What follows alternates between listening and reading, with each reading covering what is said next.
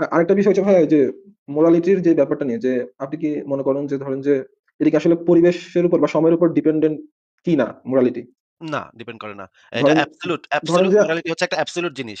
এইটার কোনো মানে কোনো কম বেশি হয় না, হেরফের হয় না, পরিবেশ দিয়ে কিছু যায় আসে না, মানুষ দিয়ে কিছু যায় আসে না। পরিবেশের পরিস্থিতির উপর ডিপেন্ড করে না তাহলে? না, এগুলো কোনো কিছুর উপরে নির্ভর করে না। শুধুমাত্র যুক্তি আচ্ছা, তার প্রমাণের মানে উপর কি, নির্ভর করে।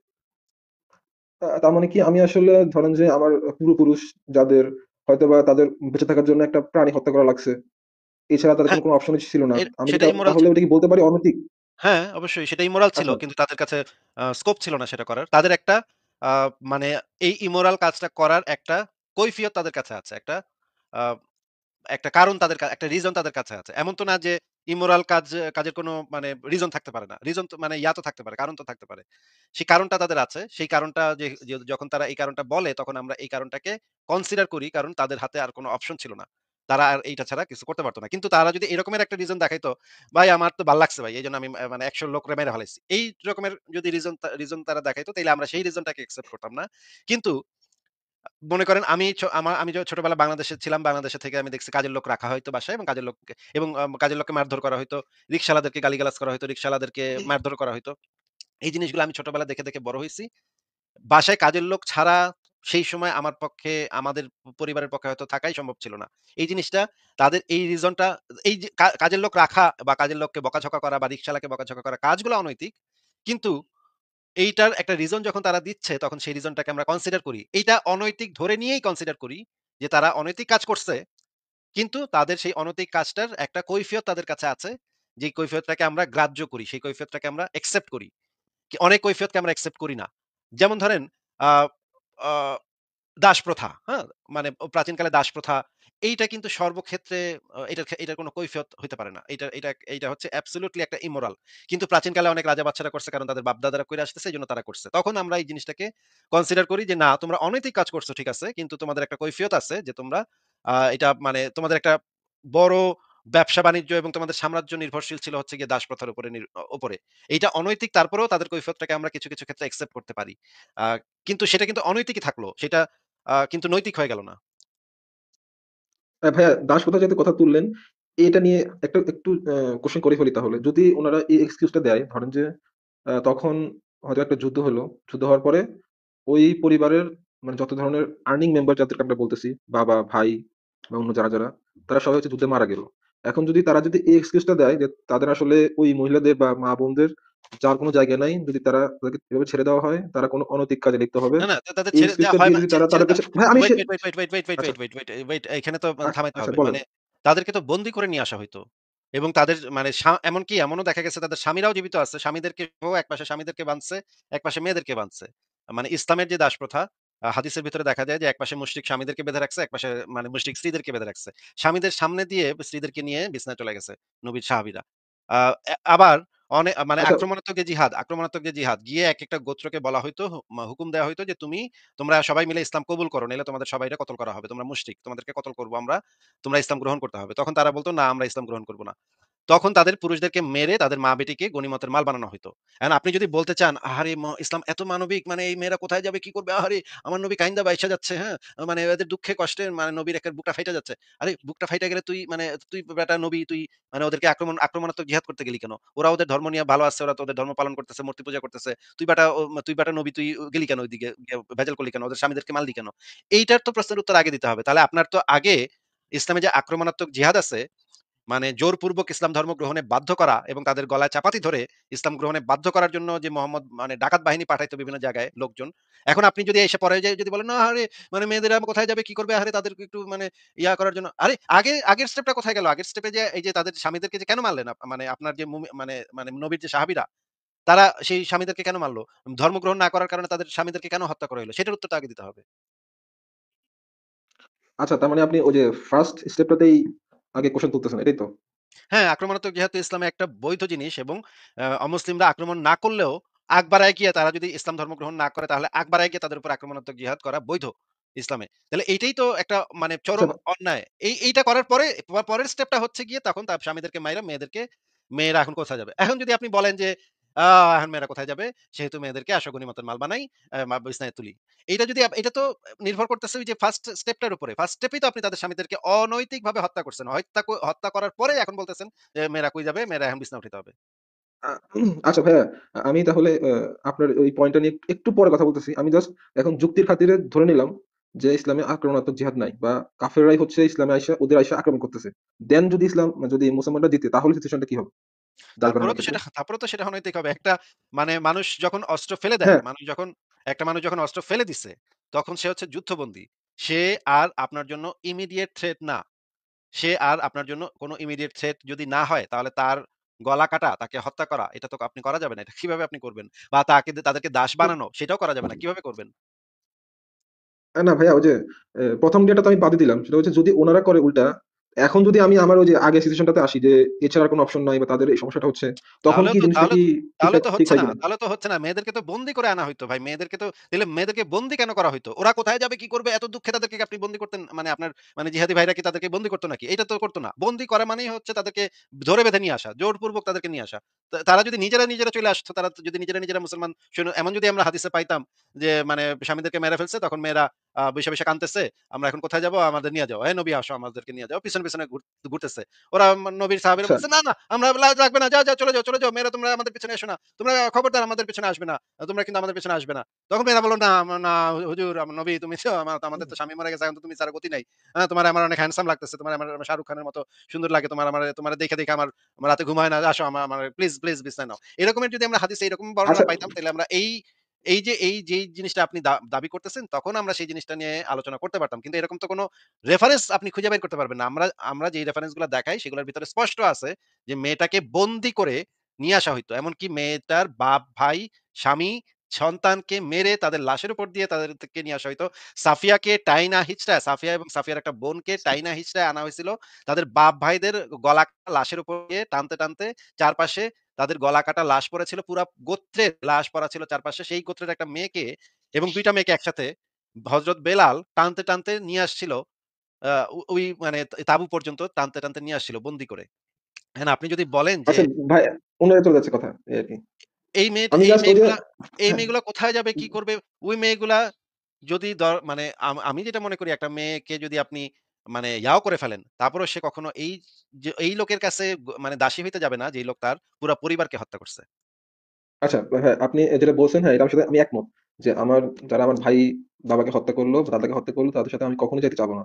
কিন্তু তাদের যদি আমি চিন্তা করি আল্টিমেট বেটারমেন্ট এর জন্য যদি এটা যদি হয় তাহলে কি জিনিসটা অনৈতিক হবে কিনা? আল্টিমেট বেটারমেন্ট হবে তাদের কনসেন্টটাকে, তাদের সম্মতিকে আ যদি অ্যাকনলেজ করে কেউ, তখন শুধুমাত্র সেটা হবে তাদের আল্টিমেট ভালো। তাদের কনসেন্ট, তাদের সম্মতিকে অ্যাকনলেজ করলে যে তারা একটা স্বাধীন মানুষ, তাদের একটা সম্মতি আছে।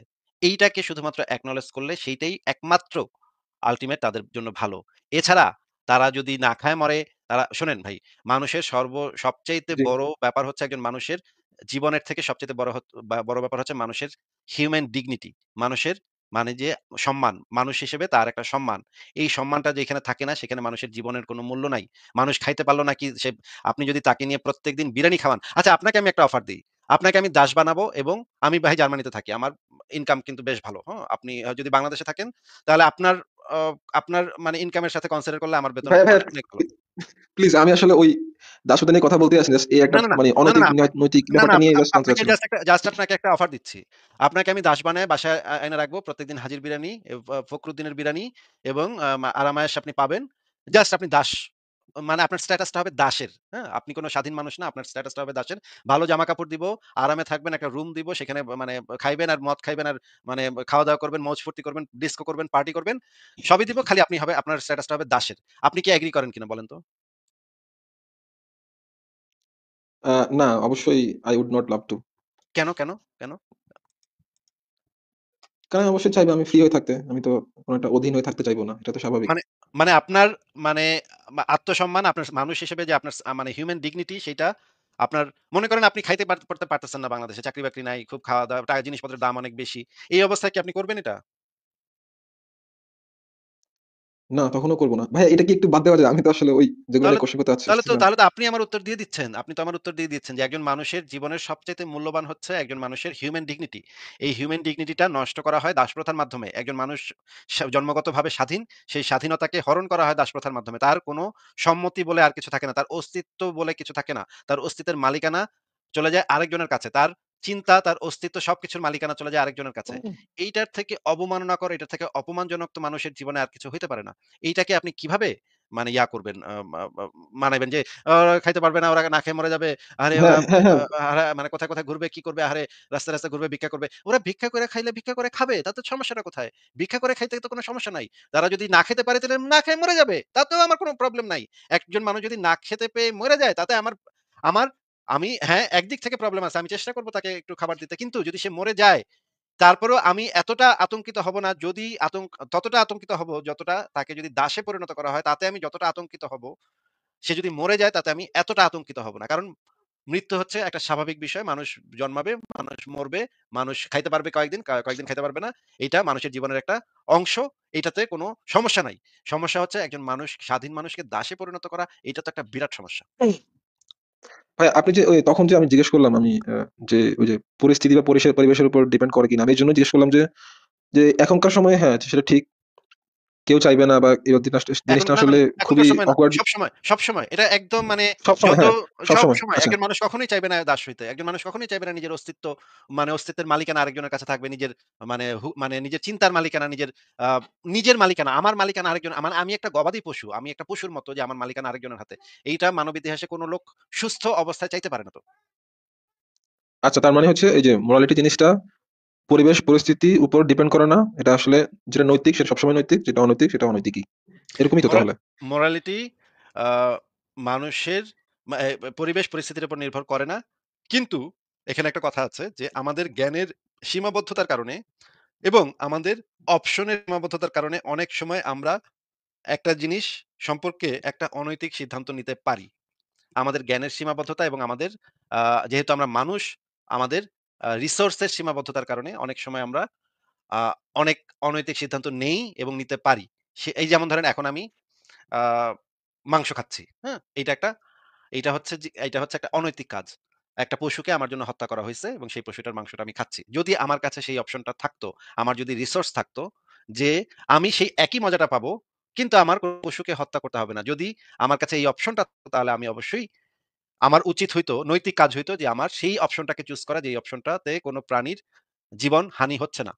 কিন্তু এই মুহূর্তে আমার কাছে সেই অপশনটা নাই দেখে আমি, যেহেতু আমারও মজা পাইতে হবে, আমি সারাদিন অনেক কাজ করি, পরিশ্রম করি। পরিশ্রমের পরে আমার একটু আ আ মানে আনন্দ দরকার, প্লেজার দরকার। সেই কারণে আমি খাবারটা খাই। খাবারটা খেয়ে আমি নিজেকে এক ধরনের পুরস্কার দেই। সারাদিন অনেক পরিশ্রমের পরে আমি নিজেকে পুরস্কার দেই যে, তুমি এখন তাহলে ভালো একটা খাবার খাও। এই যে এই কাজটা যে আমি করতেছি, কাজটা অনৈতিক কিন্তু এই কাজটার একটা কৈফিয়ত আমার কাছে আছে। এই কৈফিয়তটা হচ্ছে আমার কাছে এখন রিসোর্স এর অভাব। যদি রিসোর্স আমার কাছে এভেইলেবল যখন হবে, তখন আর আমি এই অনৈতিক কাজটা করব না। আচ্ছা, আচ্ছা, বুঝতে পারছি। আমি আসলে আরেকটা কোয়েশ্চেন ছিল তো মনেই পড়তেছে না আর। ও আচ্ছা, আচ্ছা, মনে পড়ল। ধরেন যে আমরা আসলে মানে হিউম্যান হিস্ট্রি থেকে শুরু করে এখন পর্যন্ত যেটা দেখতেছি আমরা আসলে আমাদের অভিজ্ঞতা দিয়ে যেটা দেখলাম যে যেটা আসলে ভালো হচ্ছে, খারাপ হচ্ছে, ওভাবেই আমরা আসলে আমাদের সমাজের বলেন রুলগুলা সেট করতেছি। সো যখন এটা আসলে মানে কিভাবে বলবো? ধরেন যে মাদার তেরেসা ভাবতেছে, মানে উনার যেই ফলোয়ার বা যারা ভাবতেছে এই জিনিসটা নৈতিক। তারপর ওভাবে এই জিনিসটা হচ্ছে যেমন মানে আমি আসলে হয়তোবা গোছায় বলতে পারতেছি না। যেমন হিটলার বা মাদার তেরেসা এই ২ জনের যদি আমি ইয়া করি, যখন ধরেন যে ওয়ার্ল্ড ওয়ার 2 তে যদি নাৎসিরা জিততো, তখন যে সোসাইটিটা হইতো বা জার্মানিতে বলেন বা একটা মানে ডমিন্যান্ট পাওয়ার হিসেবে যারা থাকতো, ওই অনুযায়ী হয়তোবা নৈতিকতা তৈরি হইতো। এটা বলে কি আপনি মনে করেন কিনা আসলে? না, ওই সময় নৈতিকতা কোথায় তৈরি হইতো? সে সময় নৈতিকতা তৈরি হইতো না তো। মানে সে ওই সময় একটা অনুযায়ী না, না, না। কখনোই নৈতিকতা সোসাইটি। তৈরি হতো না। নৈতিকতায় হিটলার কি বলছে, আর মাদার তেরেসা কি বলছে, এগুলার সাথে কোনো সম্পর্কই নেই। নৈতিকতার সম্পর্ক শুধুমাত্র যুক্তি এবং প্রমাণের উপরে। কে কোন দল ক্ষমতায়, কে মানে রুল করতেছে, কিভাবে রুল করতেছে, সেগুলা কোনো কিছু এটার সাথে কোনো সম্পর্ক নাই। এটা অ্যাবসোলিউটলি এগুলার থেকে আলাদা। এগুলা শুধুমাত্র অবজেক্টিভ আ যুক্তি এবং প্রমাণের ভিত্তিতে আমরা কি সিদ্ধান্ত নিতে পারি? যুক্তি এবং প্রমাণ। এখানে কিন্তু যুক্তি বলতে আমি মতামত বোঝাচ্ছি না। আমি যুক্তি বলতে যুক্তি বোঝাচ্ছি। সেই যুক্তি এবং প্রমাণের ভিত্তিতে আমরা যে সিদ্ধান্তটা নিতে পারি, সেই সিদ্ধান্তটাই হচ্ছে গিয়ে সেইটা থেকে আমরা নৈতিক সিদ্ধান্তটা নিতে পারি। নৈতিক কি অনৈতিক সেই সিদ্ধান্তে আচ্ছা, যেতে আচ্ছা, পারি। ভাই, ভাই, একটা মনে পড়লো সেটা ধরেন যে কোন একটা কাজ নৈতিক বা অনৈতিক এটা আসলে কি কোন স্ট্যান্ডার্ডের উপর নির্ভর করে আমরা ডিসিশনটা নিচ্ছি, সেটা কি কোনো পার্টিকুলার এই জায়গার মানে এই পরিবেশ বা এই জায়গাটার ইয়ার উপর অনুযায়ী, নাকি পুরো ওয়ার্ল্ডের একটাই ইয়া হওয়া উচিত? আ সম পুরা বিশ্বে একটাই। মানে পুরা বিশ্ব কেন, পুরা মহাবিশ্বে একটাই। আপনাকে আমি আগের কথাটা একটু শেষ করে নিই। আগের কথাটা আমি শেষ আচ্ছা করতে আচ্ছা, বলেন। পারিনি। হ্যাঁ। যেমন ধরেন ইসলাম ধর্ম তো একটা সময় বিজয়ী হইছে, তাই না? এবং বাংলাদেশে তো বেশিরভাগ মানুষ হচ্ছে মুসলিম। 90% মুসলিম বলে তারা, তাই না? জি। আমি তো তাদের যে মোরাল স্ট্যান্ডার্ড সেটা নিয়ে বারবার প্রশ্ন তুলছি এবং বারবার প্রশ্ন তুলে যাই। আ আমি কি তাদের আ ইয়া অনুসারে আ তাদের যে মোরাল স্ট্যান্ডার্ড সেই অনুসারে কি আমি কথা বলি? না না। তাহলে আপনি যে বললেন যে হিটলার যদি জিততো, তাহলে আমি ওইভাবে মানে সবার মোরালিটি কিরকম হইতেছে বা সবাই কি চিন্তা করতেছে সেটা দিয়েও কিন্তু মোরালিটির কিছু যায় আসে না। সবাই কি ভাবতেছে না তা দিয়েও মোরালিটির কিছু যায় আসে না। এখানে গুরুত্বপূর্ণ হচ্ছে যুক্তি প্রমাণের উপর ভিত্তি করে আমরা কোন সিদ্ধান্ত নিতে পারি। আরেকটা কথা হচ্ছে আপনি আমার লাইভ কয়টা দেখেছেন আমি জানি না। কিন্তু কিছুদিন আগেও কিন্তু বাংলাদেশের মুক্তিযুদ্ধে বিহারীদেরকে হত্যা করা হয়েছিল। এইটারও বিরোধিতা আমি করেছিলাম। এইটাও একটা জঘন্য কাজ ছিল সেটা আমি বলেছিলাম। এটা কি আপনি শুনেছিলেন? না, আমি জানি না। আচ্ছা, বাংলাদেশে মুক্তিযুদ্ধের পরে ১৪ই, ১৫ই, ১৬ই, ১৭ই, ১৮ই, ২০ এই তারিখগুলাতে প্রচুর পরিমাণে হ্যাঁ হ্যাঁ, বিহারি হত্যা করা হয়েছে এটা আমি জানি। বিহারীকে মিরপুর স্টেডিয়ামে এবং কয়েক জায়গায় নিয়ে তাদেরকে হত্যা করা হয়েছিল। তাহলে মানে মুক্তিযুদ্ধে তো বাঙালিরা জিতেছে। তাহলে কি আমি কি সেই যে তাদের যে মানে মোরাল স্ট্যান্ডার্ড তারা তৈরি করেছে, মুক্তিযুদ্ধের চেতনা তারা তৈরি করেছে, সেইটার সাথে কি আমি এগ্রি করছি গিয়ে? আমি তো এগ্রি করিনি। আমি তো শুধুমাত্র যুক্তি প্রমাণের উপর ভিত্তি করে যেটা দেখছি, এটা যেই পক্ষেরই হোক সেটা আ সেটা হবে যদি অনৈতিক হয় তাহলে তো সেটা অনৈতিক। যদি যুক্তি প্রমাণের মাধ্যমে যদি আমরা বুঝতে পারি এটা অনৈতিক তাহলে তো এটা অনৈতিক। এটা কে জিতছে কে হারছে তার আচ্ছা সাথে আচ্ছা। তো আমি আমার নৈতিকতার তো কোনো পরিবর্তন হবে না। আ তাহলে আপনি আমাকে কেন আচ্ছা এটা আচ্ছা ভাইয়া। জিজ্ঞেস করলেন? কেন এটা জিজ্ঞেস করলেন যে জি, হিটলার বুঝতে যদি পারছি আমি। জিতত বুঝতে পারছি। তাইলে এটা হয়তো আর ভাই আমি তো সেই জিনিস পারি করতেছি। দে দে আপনার চোখের সামনে আমি সেই জিনিস করতেছি। এই যে ইসলামের সমালোচনা আমি করতেছি। এতগুলা মানুষ মুসলমান, ১৮০ কোটি মানুষ মুসলমান। এদের বিরুদ্ধে এদের মোরাল স্ট্যান্ডার্ড এর বিরুদ্ধে আমি কথা বলতেছি। তাহলে আমি এটা অলরেডি আমি করতেছি না। তাহলে হিটলার জিতলে তো আমি সেটার বিরুদ্ধে তো করতাম। আমি তো আপনাকে সরাসরি প্রমাণই দিয়ে দিচ্ছি যে ১৮০ কোটি মুসলমান পৃথিবীতে আছে। ইসলাম কত জায়গায় জয়ী হইছে। বাংলাদেশে ৯০ ভাগ মানুষ মুসলমান। তাদের মোরালিটির বিরুদ্ধে আমি গিয়ে কথা বলছি। মুক্তিযুদ্ধ হচ্ছে বাংলাদেশের জন্য সবচাইতে ইম্পোর্টেন্ট জিনিস। আ সেইটার সেই মুক্তিযুদ্ধে বিহারীদেরকে হত্যা করা হয়েছিল সেটাও যদি আমি বলে থাকি তার মানে তো আমি তো সেটাতে আ এগ্রি করি নাই যে বেশিরভাগ মানুষ কি ভাবতেছে বা বেশিরভাগ মানুষ কি বলতেছে সেটাতে তো আমি এগ্রি করি নাই। এটা তো আপনার চোখের সামনেই তো প্রমাণ এটার আছে। আচ্ছা আচ্ছা, তার মানে ভাই আমি যদি একটু কথাটার সাম আপ করি, সেটা হচ্ছে মোরালিটি কখনোই আপনার পরিবেশ পরিস্থিতি আগে পরে এগুলোর উপর নির্ভর করে না। তবে মানে কোন একটা পার্টিকুলার পরিস্থিতিতে আমরা ওই কাজটা করতে হয়তো বা বাধ্য হই, বাট স্টিল সেটা অনৈতিকই থাকে হ্যাঁ, যদি স্টিল সেটা অনৈতিক কাজ করে অনৈতিকই থাকে। থাকি আর কি। যদি যেমন ধরেন একটা লোক পেটে বোমা নিয়া মানে মানে মাঠে চলে আসছে। মানে এয়ারপোর্টে চলে আসছে সেখানে হাজার মানুষ। বা সিনেমা হলে চলে আসছে সেখানে হাজার মানুষ। এই রকমের অবস্থায় সে এখন আল্লাহু আকবার বলে চিৎকার করতেছে। এখনই সে সুইচে চিপ দিবে এবং পুরা স্টেডিয়াম উড়ে যাবে। বা হাজার মানুষ মারা যাবে। এখন আপনার কাছে একটা স্নাইপার রাইফেল আছে। আপনি দূর থেকে চাইলেই এই লোকটাকে মাথায় একটা গুলি করে এই লোকটার করে দিতে পারেন। এই লোকটার সুইচটা চাপ দিতে পারবে না। এখন আপনার ক্ষেত্রেও এই যে এই লোকটাকে যখনই সে আল্লাহু আকবার বলে চিৎকারটা দিছে, এখনই সুইচটা চাপ দিবে, সেই মুহূর্তে তাকে গুলি করে আপনি দিলেন। এই গুলি করে দেয়াটাও আপনার জন্য অনৈতিক হবে। কিন্তু আপনার একটা এক্সকিউজ আছে, আপনার একটা কৈফিয়ত আছে যে এই মুহূর্তে আপনার হাতে আর কোনো অপশন ছিল না। যদি আপনি এই কাজটাই না করতেন, তাহলে হাজার মানুষ এখানে মারা যাইত। যদি আপনার কাছে এমন একটা অপশন থাকতো যে ওই হাজার মানুষকেও আপনি রক্ষা করবেন, একই সাথে ওই যে আত্মঘাতী বোমা হামলা করতে আসছে যে লোকটা, সেই লোকটার জীবনটাও আপনি রক্ষা করবেন। এই অপশনটা যদি আপনার থাকতো, তখন আপনি এইটা বলতে পারতেন যে, "আমি তখন সেই অপশনটা নিতাম। তখন আমি নৈতিক অপশনটা নিতাম।" কিন্তু এই মুহূর্তে আমার কাছে আর কোন অপশন ছিল না দেখে আমি কম অনৈতিক অপশনটাকে গ্রহণ করছি। কিন্তু তারপরেও সেই অপশনটাও অনৈতিকই থাকলো। সেটা একটু কম অনৈতিক হইতো। আর যদি হাজার মানুষ মারা যেত তাহলে এটা বেশি অনৈতিক হইতো। এই কারণে আপনি কম অনৈতিকটাকে চুজ করে নিছেন। এইটা আপনি বলতে পারেন। কিন্তু তারপরেও সেটা কিন্তু অনৈতিকই থাকলো। এই যে এই মানুষটাকে হত্যা করাটাও আপনার জন্য অনৈতিক হবে।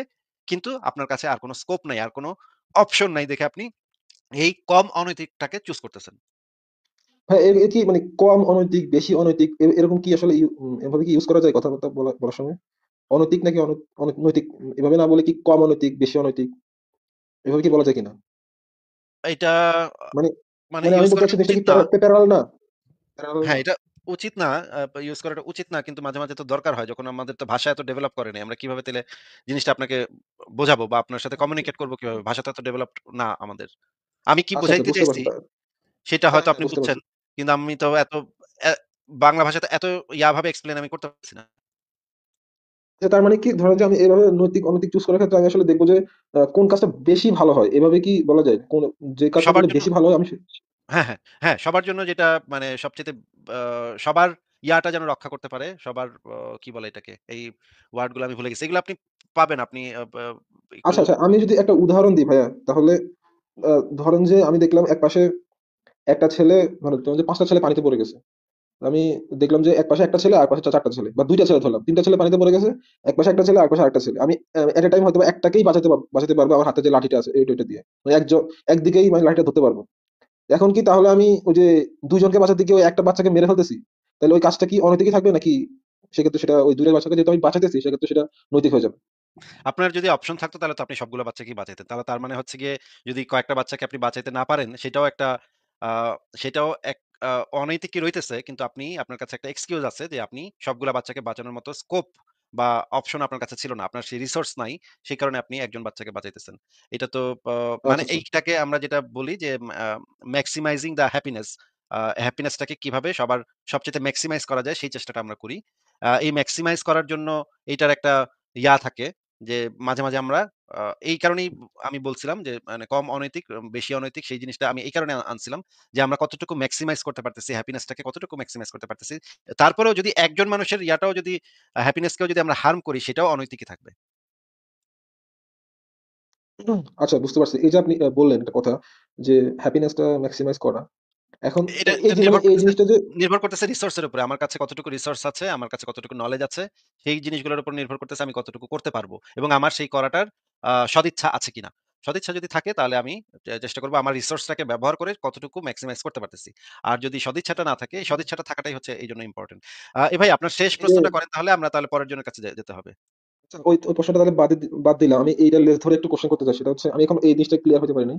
যে এই যে হ্যাপিনেসটা ম্যাক্সিমাইজ করা বলেন বা কি বলে যে কম অনৈতিক বেশি মানে যেখানে বেশি অনৈতিক অনৈতিক জিনিস হচ্ছে সেখানে কম অনৈতিক জিনিসটা করা। এই যে একটা স্ট্যান্ডার্ড এই যে আমরা মানে সভ্য মানুষ যেটা বলতেছি সেটা জিনিসটা আসলে মানে কি সেই জিনিসটা কেন আসলে স্ট্যান্ডার্ড? ধরেন যে ধরলাম যে এমন এক সেটা মানুষজন পৃথিবীতে সেটা স্ট্যান্ডার্ড যুক্তি এবং প্রমাণের ভিত্তিতে। আমি তো কোনো আ বেশিরভাগ মানুষ কি ভাবতেছে বা সমাজে কি আচ্ছা চলতেছে সেগুলা তো আমি বলিনি। আমি প্রত্যেকটা সময় বারবার বলতেছি যুক্তি এবং প্রমাণের ভিত্তিতে আমরা আচ্ছা ডিসিশনটা মেক করি। মানে যুক্তি বা যুক্তি প্রমাণ যেটা বললেন এটাই কেন স্ট্যান্ডার্ড? ধরলাম যে আগামী পৃথিবীতে ২০০ বছর পর দেখলাম যে 99.999% ই ধরেন যে মুসলমান। লেটস সে এটা জাস্ট হাইপোথেটিক্যাল সিনারিও। ওদের কাছে জিনিসটা আসলে এরকম না যে ওই যে কি বলে তথ্য প্রমাণটাই আসলে স্ট্যান্ডার্ড। যে আল্লাহ পাক যেটা বলছে বা সৃষ্টিকর্তা থেকে যেটা আসছে এটাই স্ট্যান্ডার্ড। তো তাতে কি? তখন কি তাতে কি? তখন তাদের স্ট্যান্ডার্ডটা কি সেটার সাথে তো যুক্তি প্রমাণের কোনো সম্পর্ক নাই বা নৈতিকতার কোনো সম্পর্ক নাই। পৃথিবীর সমস্ত মানুষও যদি একটা অনৈতিক মানে এখন যদি মনে করেন আবার দাসপ্রথা ফেরত আসলো, সবাই দাস মানে রাখা শুরু করল। তাতে তো দাসপ্রথাটা তো তার তখন নৈতিক হয়ে যাবে না, অনৈতিকই তো থাকবে। আচ্ছা মানে সেটা আপনার পয়েন্ট অফ ভিউ থেকে অনৈতিক থাকবে, তাদের পয়েন্ট অফ ভিউ থেকে আবার আমার নৈতিক হয়ে পয়েন্ট যাবে। অফ ভিউ থেকে না। যুক্তি প্রমাণের উপর ভিত্তি করে যখন আমরা ডিসিশনটা নিব, যুক্তি প্রমাণ ওই ২ টা অ্যাবসোলিউটলি একই রকম থাকবে। ওই ২ টার তো পরিবর্তন হবে না। মানে সমস্যা হচ্ছে এটার উপর বেস করে ডিসিশনটা নিচ্ছেন আপনি। উনারা তো নিচ্ছেই না। এটা তো উনারা ওরা তো মানে নিচ্ছে স্ট্যান্ডার্ডই ধরেন। অন্ধবিশ্বাসের উপর ওদের স্ট্যান্ডার্ড তো অন্ধবিশ্বাস। সেটার তো তাহলে তো সেটা নৈতিকতা অনৈতিকতা না। সেটা তো হচ্ছে গিয়ে আচ্ছা, আচ্ছা। তারা একটা নির্দেশ পালন করতেছে। তাদেরটা তো নৈতিকতা অনৈতিকতাই তো না সেটা। ভাই আচ্ছা নৈতিকতার তাহলে সংজ্ঞাটাই হ্যাঁ, হ্যাঁ হচ্ছে বুঝছি, বুঝছি, বুঝছি। বুঝছি, বুঝছি, বুঝছি। ওইটাকে নৈতিকতা আ কেমনে ও বলবেন আপনি? ওইটা তো একটা হ্যাঁ, হ্যাঁ। নির্দেশনা পালন। আমাগো হুজুরে কইছে, আমাগো নবী কইছে, আমাগো আল্লাহ কইছে। আল্লাহ কইছে এইজন্য হ্যাঁ, ওটা শিশু একটা বিবাহ অর্ডার। আল্লাহ কইছে এইজন্য শিশু বিবাহ নৈতিক কাজ। আল্লাহ কইছে এইজন্য দাসী রাখা নৈতিক কাজ। আল্লাহ কইছে এইজন্য গনিমতের মাল নেয়া নৈতিক কাজ। এইটা তো আল্লাহ কইছে। এটা তো একটা জায়গা এটা তো একটা সাবজেক্টিভ একটা এই যখনই কেউ কইবে, যখনই একটা জায়গা থেকে আসবে, একটা ব্যক্তি থেকে আসবে বা একটা জায়গা থেকে আসবে জিনিসটা যে তার নির্দেশনা তাহলে তো সেটা একটা সাবজেক্টিভ হইলো, ওপিনিয়ন হইলো বা সাবজেক্টিভ একটা আচ্ছা, মতামত হইলো। আচ্ছা, আচ্ছা বুঝতে পারছি। তার মানে ওই যে ভালো খারাপের যদি আমি অনৈতিকতার দিকে নাই যাই, তাহলে ভালো খারাপ আমরা মুসলিমরা যেভাবে ডিফাইন করি যে যেটা আল্লাহর নির্দেশে আমরা করতেছি সেটা ভালো বা যেটা আল্লাহ বোধ করতে বলে নাই সেটা হচ্ছে খারাপ। আর যারা এর বাইরে আছে যারা মানে আমি এর বাইরে তাহলে যারা আছে তো তারা বলতেছে হ্যাঁ, তাহলে তো হ্যাঁ। হিটলারে কইছে এইজন্য এটা ভালো, হিটলারে কয় নাই এইজন্য এটা হারাম। একই তো এইটার সাথে তো এটার কোনো পার্থক্য নাই। একজনে কইছে ওইটা ও পাবলিকে করতেছে। হ্যাঁ? হ্যাঁ, মুসোলিনি মানে ওইজন্য কইছে, আমি তখন হিটলারে হিটলারের কইছে উদাহরণটা এজন্য হ্যাঁ, এইটা তো এইজন্য উদাহরণটা সম্পূর্ণ দিয়েছিলাম যে এইটাকে তো আমি তখন থেকেই রিজেক্ট করতেছি। এটা তো নৈতিকতার কোনো মানে সংজ্ঞার ভিতরে তো এটা পড়ে না। এটাকে তো নৈতিকতার ধারে কাছে না আপনি নৈতিক নিতে পারবেন না। আচ্ছা নৈতিকতার ধারে কাছে নিলাম না। ভালো খারাপের ধারে কাছে নিলাম। তাহলে ভালো ধরেন যে খা ভালো খারাপ তো আল্টিমেটলি নির্ভর করতেছে নৈতিক নাকি অনৈতিক তার উপরে না ভালো খারাপ নির্ভর করতেছে। ভালো খারাপ আপনি নৈতিক অনৈতিকের ধারণা ছাড়া আপনি ভালো খারাপ কিভাবে বাইর করবেন? আশ্চর্য কথা। না, জিনিসটা কি উল্টা না? তাহলে মানে ভালো খারাপ থেকেই তো নৈতিকতার ধারণা আসে, এরকম না জিনিসটা? যে ভালো হইলে ভালো হচ্ছে বা সেটা নৈতিক হচ্ছে তখন আচ্ছা এভাবে হ্যাঁ, না হ্যাঁ, আসে? আচ্ছা ঠিক আছে, আচ্ছা ঠিক আছে। হ্যাঁ, আপনার কথা ঠিক। ভালো খারাপ আচ্ছা ঠিক আছে। এটা যদি আপনি এভাবে চিন্তা করেন তাহলে আপনার কথা ঠিক আছে। যদি আপনি আ কিন্তু এটা তো নির্ভর করতেছে যুক্তি প্রমাণের উপরে মানে অ্যাবসোলিউটলি যুক্তি প্রমাণের উপরে নির্ভর করে। আচ্ছা নৈতিকতার সংজ্ঞাটা কি? যদি একটু আমাদেরকে আপনার সংজ্ঞাটা কি না একটু ভাইয়া, যদি বলতেন? না আমি আসলে ওটা নিয়ে ডিবেটে যেতে চাচ্ছি না। আমি আসলে বলতে চাচ্ছি আল্টিমেটলি জিনিসটা কি আসলে আমাদের মানে মেক্সিমাম পিপল এর ওপিনিয়ন এর উপরেই ডিপেন্ড করতেছে না আসলে? ওপিনিয়ন এর উপর এইজন্যই ডিপেন্ড বললাম। করে না। ওপিনিয়ন এর উপর ডিপেন্ড করে না। না, একবারেই করে না। মানে ধরেন যে আমরা আমি আপনি ভাবতেছি যে আমি আপনি জিনিসটাকে এগ্রি করতেছি, হ্যাঁ, সবকিছুকেই আসলে যুক্তি তথ্য প্রমাণের উপরে ডিপেন্ড করে তারপরে একটা ডিসিশনে আসা উচিত যেটা কি ভালো নাকি খারাপ। তার মধ্যে দেখলাম যে এরকম মানুষ শুধুমাত্র আমরা ৫ জন আছি। বাকি সবাই ভাবলো যে না, উপর থেকে যেটা আসছে ওইটাই আসলে কোনটা ভালো খারাপ। তাহলে আমি আমার স্ট্যান্ডার্ডে আমি যে স্ট্যান্ডার্ডটা বানায় নিছি তাদের স্ট্যান্ডার্ডে ওইটা অনৈতিক কাজ, নৈতিক না, অনৈতিক অনৈতিক বাদ দিয়ে বললাম যে এটা ভালো কাজ। যেটাকে আর ওরা বলল আমাদের এটা খারাপ কাজ। তো আসলে কি এই জিনিসটা কি আসলে আল্টিমেটলি সবার ওপিনিয়নের দিকে যাচ্ছে না যে মেক্সিমাম না, মানুষ কোনটাতে সাকসেস অপিনিয়ন হইতেছে অপিনি অ ওটাতে। অপিনিয়নের উপর ভিত্তি করে সমাজে হয়তো গণতন্ত্র চলতেছে বা আইন কাঠামো বিচার ব্যবস্থা চলতেছে। কিন্তু নীতি নৈতিকতার ধারণা চলতেছে না। নীতি নৈতিকতার ধারণা শুধুমাত্র যুক্তি প্রমাণের উপরে আ মানে বেস করে চলবে। আইন কানুন চলতে পারে সেটা যুক্তি প্রমাণকে মানতেও পারে, নাও পারে। সেটা মেক্সিমাম জনগণ সেটা যেই মতামত দিবে সেই অনুসারেও চলতে পারে। এই কারণে আইন এবং নৈতিকতা এই ২ টা আলাদা জিনিস। আইন সবসময় যে নৈতিক হবে এমন কোনো কথা নাই। আবার আইন যে সবসময় অনৈতিক হবে এমনও কোনো কথা নেই। আইন নৈতিকতার যে ইয়াটা আছে যুক্তি প্রমাণের উপর ভিত্তি করে যে নৈতিকতার জ্ঞান মানুষের তৈরি হয় সেটার সাথে কম্প্যাটিবল হইতে পারে আইন, আবার কম্প্যাটিবল নাও হইতে পারে। ওই হ্যাঁ, আইনটা আচ্ছা। আসে হচ্ছে গিয়ে মেক্সিমাম মানুষের ওপিনিয়ন থেকে সেই আইনগুলা তৈরি হয় বা সমাজের প্রথা তৈরি হয়, সমাজের কালচার তৈরি হয়। কিন্তু সেটা এই যে নট এই নেসেসারি যে কথাটাই। আচ্ছা, আচ্ছা। সে নট জি, জি, নেসেসারি যে জি। সেটা সবসময় নৈতিকতার মানে জিনিসপত্র যুক্তি প্রমাণ ঘাটাঘাটি করে তারপর সেটা তৈরি হইছে। হুম, হুম। এমন নট নেসেসারি। হুম, হুম, বুঝতে পারছি। মানে আমি কি বলতে চাচ্ছিলাম হয়তো আপনি বুঝতে পারছেন যে মেক্সিমাম মানুষজন ভাবলো যে এটাই ঠিক, আমরা যেটা করতেছি এটাই ভালো। নৈতিক অনৈতিক প্রশ্নে গেলাম না, যেটা ওইটা আসলে যুক্তি তথ্য প্রমাণ দিয়ে ডিফাইন করে। ভালো খারাপ ধরেন যদি বলি বা যেটা করে ভালো, মানে আল্লাহ পাক যেটা বলছে ওইটা করে ভালো লাগতেছে আপনার কাছে হচ্ছে যে না আমরা আসলে অবজেক্টিভলি দেখবো যে কোনটা মানুষের জন্য ভালো হচ্ছে বা মানবতার জন্য ভালো হচ্ছে সেটা করাটা আর ওদের ওটা করাটা, মানে দুজনে কেউ কারোকে পাত্তা দিচ্ছে না। আপনি আপনারটা বলতেছেন, ওরা ওদেরটা বলতেছে। না এভাবেই চলতেছে আরকি। এরকম আমার তো কাছে না, মনে এরকম হচ্ছে। তো না, এরকম তো না। আমরা যুক্তি প্রমাণের উপর ভিত্তি করে আমরা যে সেই জিনিসটা দেখাচ্ছি। একটা সময় আমিও অন্ধবিশ্বাসী ছিলাম। আ এখনো আমি হুম। জানি যে অন্ধবিশ্বাস কিভাবে কাজ করে সেটা আমি জানি। অন্ধবিশ্বাস কিভাবে মানুষের মানে চিন্তা করার ক্ষমতা নষ্ট করে সেটাও আমি জানি। কারণ আমি নিজেই একসময় হ্যাঁ, হ্যাঁ, সেরকম হ্যাঁ। ছিলাম। আমি সেই পর্যায়টা পার হয়ে পর্যন্ত আসছি। এখন আমি যেটা মনে করি যে মানুষ যুক্তি প্রমাণের উপর ভিত্তি করেই শুধুমাত্র সিদ্ধান্ত কোনটা নৈতিক, কোনটা অনৈতিক সেই সিদ্ধান্তটা নিতে পারবে। কোন অন্ধবিশ্বাসের উপর বশবর্তী হয়ে যদি সেইটা নেয়াটা শুরু হয় সেটা কেন অযৌক্তিক সেটাও আমরা দেখাচ্ছি। তাহলে তো হিন্দুরাও বলবে তাদেরটা তাদের মা কালী কইছে এজন্য বাচ্চা জবাই দেয়া এজন্য ভালো কাজ। হুম? মানে মুসলমানরা বলবে তাইলে আমাকে আল্লাহ কইছে দাসী রাখা এজন্য ভালো কাজ। শিশু বিবাহ করা ভালো কাজ। খ্রিস্টানরা বলবে যে উইচ হান্টিং ভালো কাজ। আমাকে ঈশ্বরে কইছে এজন্য উইচ হান্টিং ভালো কাজ। এই জিনিসগুলা আমরা এনালাইসিস করার পরেই আমরা এই সিদ্ধান্তে আসছি যে শুধুমাত্র নৈতিকতা নির্ভর করবে শুধুমাত্র যুক্তি প্রমাণের উপরে। কে কি কইছে, কোন বেড়ায় উপর থেকে কে কি কইছে সেটার উপরে নৈতিকতা নির্ভর করবে না। এখন আপনি যদি মনে করেন যে তাইলে না ওরাও এক ধরনের কথা কইতেছে, আবার ওরাও আরেক ধরনের কথা কইতেছে। একজন আরেকজনের মানতেছে না। তাইলে ২ টাই মনে হয় সেইম। এটা যদি আপনি না, মনে না, করেন সেম না। তাইলে তো ভাই এটা তো তাহলে তো ভাই মানে আপনি যদি মানে ২ জনকে পাশাপাশি রাখেন এভাবে তাহলে তো আমার আর কিছু বলার নাই। কিন্তু আমাদের মানে পয়েন্টটা হচ্ছে আমরা যুক্তির মাধ্যমে প্রমাণের মাধ্যমে সেই জিনিসগুলাকে প্রুফ করতে পারি। তারা মানে যারা মুমিন আছে বা যারা ধার্মিক আছে তারা যুক্তির মাধ্যমে সেই জিনিসগুলাকে প্রুফ করতে পারে না। বরঞ্চ হুম, হুম। তারা যে স্ট্যান্ডার্ডটা সেট করে তাদের আরেকটা ভাই মানে মনে করেন একজন মুসলিম যদি বলে যে আমার অন্ধবিশ্বাসের কারণে এটাই নৈতিক, তখন সেটা আবার আরেকটা অন্ধবিশ্বাসের নৈতিকতার সাথে কন্ট্রাডিক্ট করে। মানে আমি বলতে চাচ্ছি ইসলাম ধর্মের নৈতিকতা আবার হিন্দু ধর্মের নৈতিকতার সাথে কন্ট্রাডিক্ট করে। হিন্দু ধর্মের নৈতিকতা খ্রিস্টান ধর্মের নৈতিকতার সাথে কন্ট্রাডিক্ট করে। তাদের ভেতরে যে জিনিসগুলো আছে সেগুলো একটা আরেকটার সাথে আবার কন্ট্রাডিক্ট করে। এখানে যদি আপনি ২ টা সেট তৈরি করেন আস্তিক এবং নাস্তিক, আম আ নাস্তিকরা যেটা বলতে চাচ্ছে সেটা হচ্ছে যুক্তি প্রমাণের উপরে ভিত্তি করে এইটা মানে নির্ধারিত হবে। আর আস্তিকরা বলতে চাচ্ছে অন্ধবিশ্বাসের উপর ভিত্তি করে যদি এটা তৈরি হয়, তাহলে সেইটা তো আবার একটা আরেকটার সাথে কন্ট্রাডিক্ট করতেছে। সেটা তো দেখাই যাচ্ছে যে ইসলাম ধর্মে মূর্তি পূজা হচ্ছে সর্বোচ্চ অপরাধ, হিন্দু ধর্মে মূর্তি পূজা খুব ভালো কাজ। তাহলে তো দেখাই যাচ্ছে যে তাদের অন্ধবিশ্বাসে কাটাকাটি হচ্ছে, মারামারি হচ্ছে। এবং এই কারণেই তো এত শতাব্দীর পর শতাব্দী ধরে এতগুলো যুদ্ধ চলতেছে, ধর্মযুদ্ধ চলতেছে এবং সাম্প্রদায়িকতার মানে প্রকোপ দেখা যাচ্ছে সারা পৃথিবীতে। এইটা তো এই অন্ধবিশ্বাসের ক্ল্যাশের মধ্যেই। এইজন্যই আমরা বলতেছি যে এই অন্ধবিশ্বাসগুলার থেকে আমাদের কাছে একটা বেটার ওয়ে আছে, সেটা হচ্ছে যুক্তি এবং প্রমাণের ভিত্তিতে আমরা ডিসিশন মেক করব। আমার কাছে তো এইটাই মানে একমাত্র অপশন বলে মনে হয়। হ্যাঁ, ভাই বলেন। হ্যাঁ, হ্যাঁ, বুঝতে পারছি যে ওই ওই অন্ধবিশ্বাস, মানে পার্টিকুলার অন্ধবিশ্বাসের সাথে আরেকটা পার্টিকুলার অন্ধবিশ্বাসের কোনো দুইটা সেটের কোনো কমন কমন এলিমেন্ট পাওয়া যাচ্ছে না বেশিরভাগ ক্ষেত্রেই। দুইটা আলাদা আলাদা, মানে মিউচুয়ালি এক্সক্লুসিভ জিনিসপত্র। হ্যাঁ, ঠিক আছে ভাই, অনেক ভালো লাগলো কথা বলে। তাহলে আজকে আচ্ছা, আপনাকে আমরা বিদায় জানাই। আচ্ছা, শেষ ঠিক আছে কিছু ভাই, বলতে থ্যাংক ইউ, চাইলে বলেন। Thank you. শেষ কিছু বলতে চাইলে বলে দেন। আরেকটা আরেকটা কোশ্চেন ছিল আর কি, সেটা তো এখন করতে গেলে সময় অনেক হয়ে গেছে, অনেকেই আছে ওয়েট করতেছে, মনে হচ্ছে মনে ঠিক হবে না, ওইটাও অনেক মানে বড় হয়ে যাবে কথা বলতে গেলে। আচ্ছা, তাহলে আরেকদিন ওইটা নিয়ে আরেকদিন আমরা কথা বলব। আরেকদিন করবো। ঠিক আছে, ভালো আচ্ছা, থাকেন। ঠিক আছে ভাই, আচ্ছা, ঠিক থ্যাংক আছে। ইউ। ভালো থাকেন। তাহলে আপনাকে বিদায় জানাই।